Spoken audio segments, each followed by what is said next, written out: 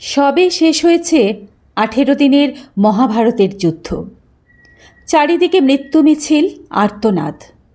তার সাথে একাকার হয়ে গেল গান্ধারীর অভিশাপ।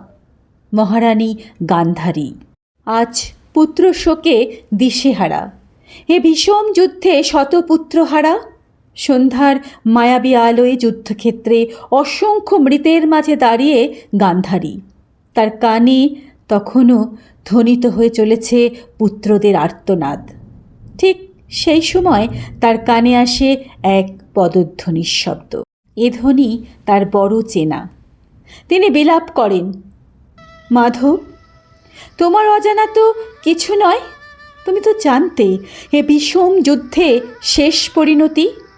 আজ ভারতবর্ষের প্রতিটি ঘরে মায়েরা সন্তানহারা, সন্তানেরা পিতৃহারা, স্ত্রীরা স্বামীহারা। এখনো তুমি অবিচল? তোমার ঠোঁটে এখনো সেই মায়াবী হাসি? তুমি কি শুনতে পাচ্ছ না? ঘরে ঘরে আজ স্বজনহারার আর্তনাদের ক্রন্দন। গান্ধারীর কণ্ঠে তখন আগুন। হে কৃষ্ণ, আমি শতপুত্রের জননী গান্ধারী। তোমায় অভিশাপ দিলাম, একদিন তুমিও স্বজনহারার যন্ত্রণায় আমার মতোই ধিক ধিক পূর্বে। হায় কৃষ্ণ, যিনি নিজে স্বয়ং সময়, তার অজানা কিছুই নয়। তখনও তার ঠোঁটে সেই অবিচল হাসি। কৃষ্ণ এখন সম্পূর্ণ একা।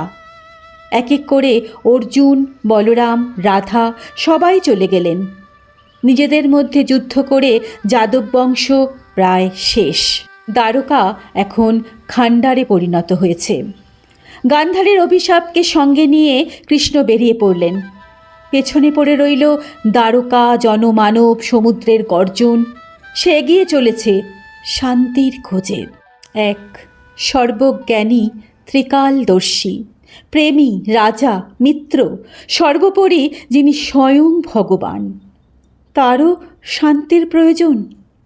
তিনি পৌঁছলেন এক বিশাল বটবৃক্ষের নিচে। শান্ত সন্ন্যাসীর ন্যায় সে বৃক্ষ। তিনি বসলেন তার নিচে, চোখ বন্ধ করলেন। এক এক করে তার চোখে ভেসে উঠল মা যশোদা, বলরাম, গোপিনী, রাধা, অর্জুন, আরও কত মধুর স্মৃতি। তার হাতে তখনও সেই বাঁশুরি, যে বাঁশুরির ধ্বনিতে একদিন জগৎ মুখরিত হতো, প্রেমে পাগল হতো। তিনি ধীরে সে বাঁশিতে আবার সুর ধরলেন। কিন্তু এ কি? এ যে বেদনার সুর। এ সুর যেন সবাইকে কাঁদিয়ে বৈকুণ্ঠে রাধার কানে পৌঁছয়। তবে কি ভগবানও কাঁদে? কৃষ্ণের বাঁশি থেকে একটাই শব্দ যেন ধ্বনিত থেকে প্রতিধ্বনিত হয়ে চলল, রাধে রাধে রাধে। এরপর ভগবান নিজে সে বাঁশি ভেঙে ফেলেন। তার যে সময় শেষ হলো, জগৎলীলা সাঙ্গ করার সময় এসে গেল। এবার যে ফেরার পালা, এবার ঠাকুরের অন্তিম লীলা। তিনি তার দুই পা এলিয়ে দিলেন, মুখমণ্ডল শান্ত, যেন কোনো যুগ ও পুরুষ। একটি পায়ের ওপর আরেকটি পা দুখানি দুলছে।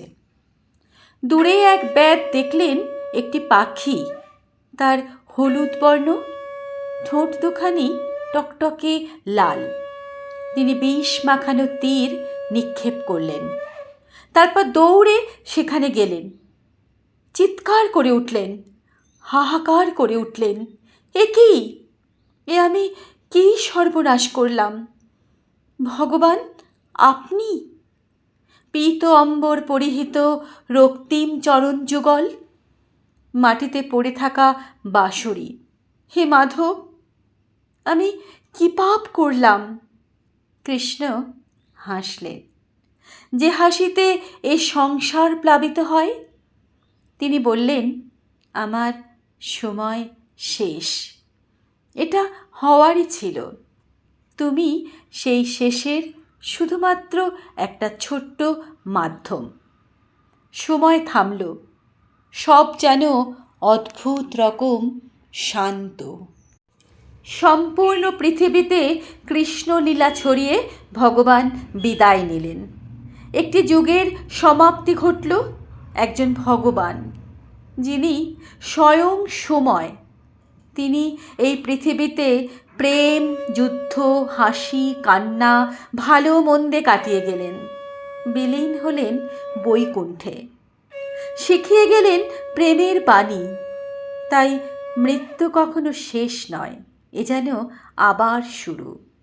শ্রীকৃষ্ণের পরেই আমাদের সাথে দেখা হয় শ্রী জগন্নাথের।